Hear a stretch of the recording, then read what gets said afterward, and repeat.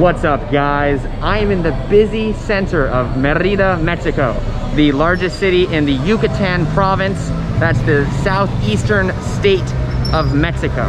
We're talking like on the Gulf of Mexico, near the Caribbean Sea. Today, we're talking food and we're focusing on the flavors, el sabor de Yucatán, the flavors of the Yucatan Peninsula. What makes the food of this region so absolutely delicious? What's the story behind it? What are the influences? We're here to discover. We're outside Mercado Lucas Galvez, and we're gonna go inside and check it out.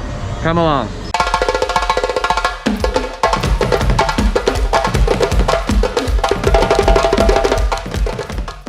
There's something about Mexican markets that I just love. It reminds me of Asia. I don't know whether it's the aggressive streets, the fact that it's super busy, maybe it's the overly militarized police. I don't know what it is, but you got always lots of action going on in the market. And we're going in right here. Down up. Merida is first and foremost a coastal area. The city is not on the coast itself, but we're about 30 minutes from the Gulf of Mexico. So I think the best place to start for this food tour is to show you a typical Mexican fish market. ¿Qué onda, bro? Buen día. Buen día. Wow. So we have the really typical kind of Caribbean kind of fish that you would get. You've got the snappers, you've got, I know this is like a parrot fish, but what this man just showed me is a shark. Beautiful. Muy linda, muy linda. Gracias. Cool. And here you can also buy the scraps of everything. Really, really cool. An interesting thing to note is that there's a lot of local Mayan food here. That's kind of like the staple, and what makes the Yucatan food so special in particular. But what I found is that none of the Mayan food typically revolves around fish. I don't know if it's that the Mayan people didn't live on the ocean, but a lot of the most famous dishes are all things that you'd find kind of slow roasted, like pork or beef or whatever they've got. Probably not beef, that was stupid, but also turkey. So it's interesting to see fish. This is obviously a really popular thing here.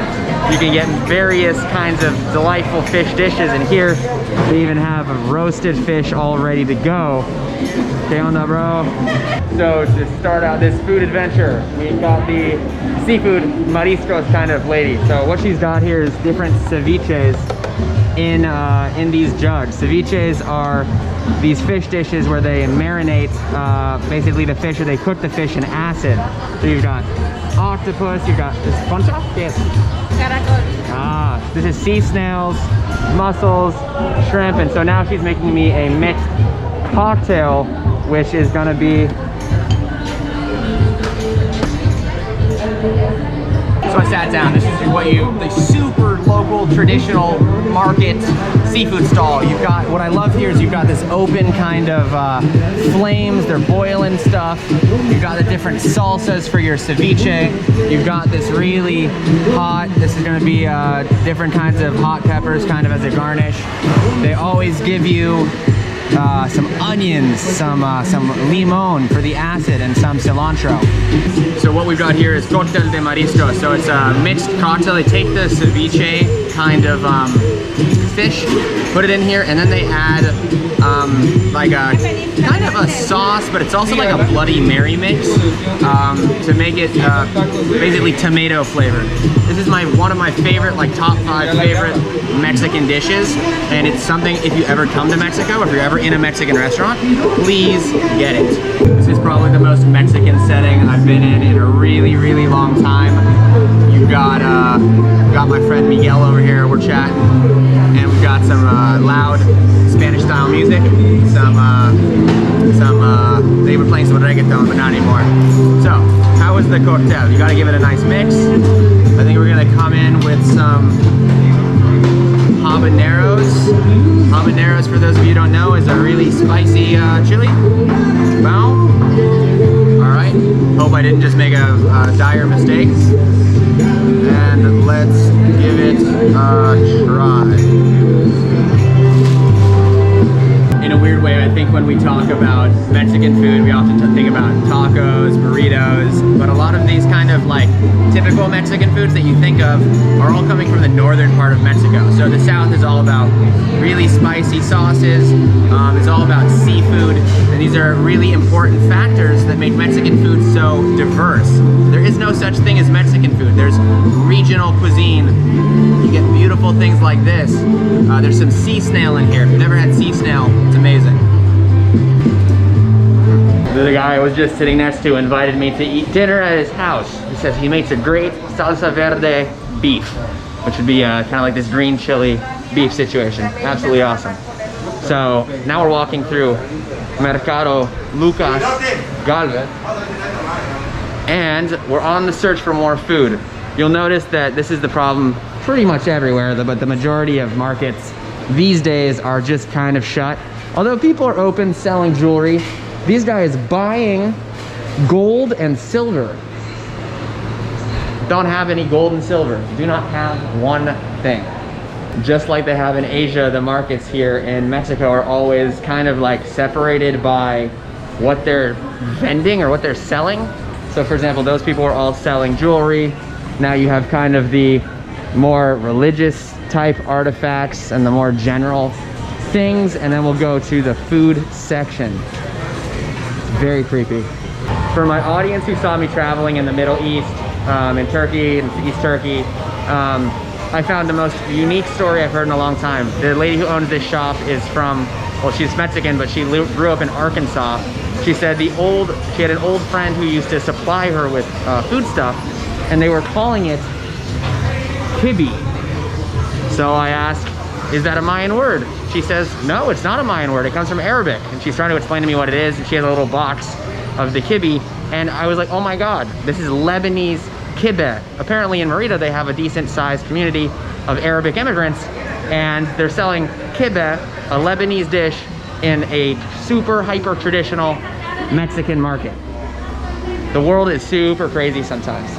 What I love about Mexican markets too is people in Mexico, as we know, eat a lot of tortillas. They do a lot of things with masa, which is the kind of like corn base for tortillas. So in almost every Mexican market, you have an actual tortilla making machine. There's no tortillas coming out, but what they do is they put the masa in the top. They run this conveyor belt, which is super simple, that basically puts it into a round. It has an oven on the inside, and then you get the finished product down there. Super simple, and then they sell it to all the vendors that sell food probably in this area. And when the tortillas get old, they make tortilla chips. That's the thing. Basically, anytime you eat tortilla chips, you're eating old tortillas. One amazing thing I discovered about this market is they have this is the seasoning man. Everything they eat in Mexico, especially in the Yucatan, is highly spiced. And they do a lot of stews. So these things here, you can see the red badge, the green badge, the black badge. These are all different spice mixes that you can use to kind of rub down your meat before it goes into whatever stewing vessel it's in. Then they have these other kind of condensed juices. So they have like tamarind paste. These are different chili pastes. And I've got to definitely ask what this is here. I'm not sure. With the dried chilies up top. This guy's got everything. He's a flavor provider. This is an entire bottle of lard that's amazing. It's kind of disgusting because they have it in various sizes, but also pretty amazing. I've been to plenty of markets during the COVID period, but I have to say this one is absolutely full of locals, full of people shopping, full of people vending, which is good to see, which means the economy is still alive and well, even due to all of the circumstances. But one thing I want to comment on is the absolute abundance of beautiful produce that they have in Merida. So you can really smell the tomatoes, you can really smell the, I mean, look at these avocados, I mean, it's crazy. You can really smell the onions, you can really smell the potatoes even. It's very fresh, very different, very unique. Big fan of what they've got going on here. And look at the presentation. I mean, how do you not want to buy a mango from this lady? ¿Qué onda? Hola. ¿Qué onda? Also, the people here in Merida are super friendly. I made a video recently talking about the safety in Merida, and everyone said it was just because that the people were just genuinely good people. And I have that feeling. Everyone here is super friendly. Well, actually all Mexicans are friendly. What am I talking about? I love Mexico.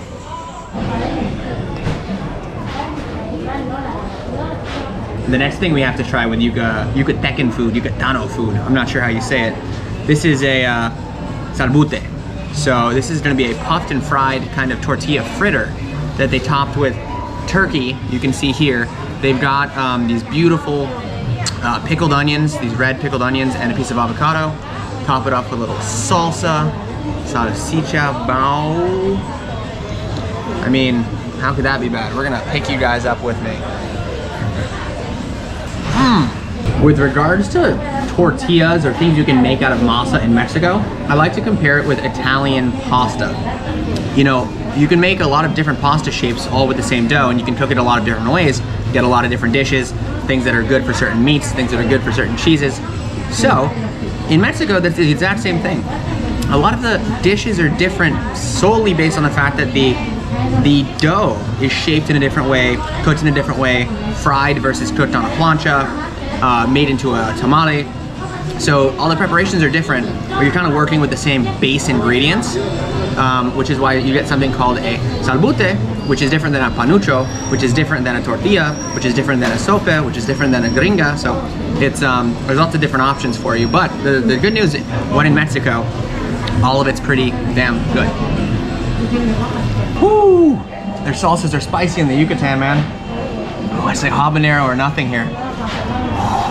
This is such an unbelievable hallway. So down here, you can get your shoes fixed. Right here, you can buy some fried fish. ¿Qué onda? Some fish. We got this lady basically doing karaoke. And then right here, you can literally buy a live animal to have as a pet at your house. Like guinea pigs, or like whole chickens, or it's just so weird. Like, you shouldn't be able to buy a guinea pig next to a taco stand. Impossible. Woo! These markets are absolutely huge. I mean, it's never ending. I mean, there's probably 200 places to eat in a market with 1,000 stalls where you can buy stuff. Another amazing touch is that all of these stands are all sponsored by Coca-Cola. And Coca-Cola is the most drink, that's a stupid way to put it. Coca-Cola is the most consumed beverage here in Mexico, and there's actually a city in Chiapas where I just was. The Chiapaquenos, they drink something like 2.2 liters of Coca-Cola per day per person. That is a real fact. That is like really happening. And I really can't believe it. I really can't believe that. Now we're kind of at our final sit-down destination for the market. This market's mind-blowing. It's endless. They have so much stuff here. I couldn't imagine it when it's not Corona season and, you know, people are really coming out. But what they do have here in the cafes, or they call them loncherias, places where you have lunch in Mexico, is they typically have a dish of the day. I love saying dish of the day. It's been my thing for a long time. So today is Monday, lunes. So they have a typical dish of the day. That's going to be a pork that's stewed with black beans and served up in a very typical kind of fashion. So this would be your exact idea of what the typical Mexican guy is eating on a typical Monday, on a typical part of the year, in a typical place in Merida. Very cool. They also have the kind of the hits cochinita pibil, which we tried in the last episode. I would love to take a minute to explain to you my love for agua frescas.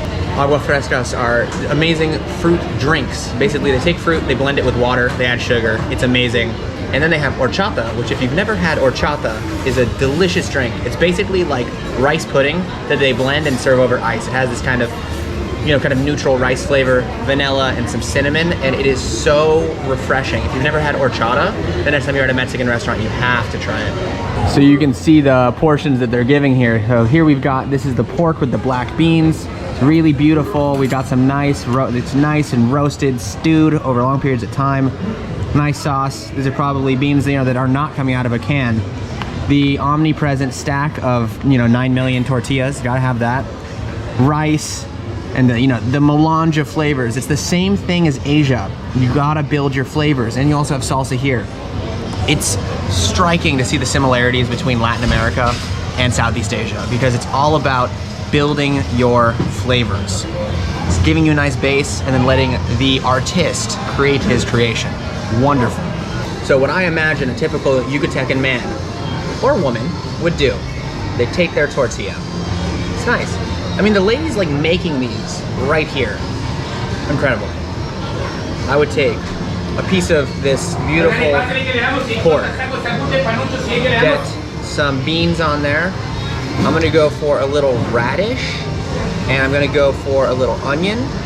And they've got this kind of mole thick kind of sauce here. Top it up. Give it a squeeze of the lime, just like that. Woo! All right, wow. And we just have to go for it. Super tasty. You've just got these really rich beans. I love this sauce. It's got some chili in there. It's got some body to it. And then, you know, when you top it with everything, it makes the taco super, super delicious. The typical kind of Mexican lunch kind of situation here. This is gonna set you back about $4 US. This was 80 pesos. I think that's a pretty fair price, absolutely, for the amount of food that you're getting. The portions here in Mexico are huge. You're never gonna leave hungry for sure. If they're not, you know, if you're gonna eat this entire stack of tortillas, they always give you the option to. So I'm gonna finish this amazing food up, and we are going to go have one last taste in the streets of Merida.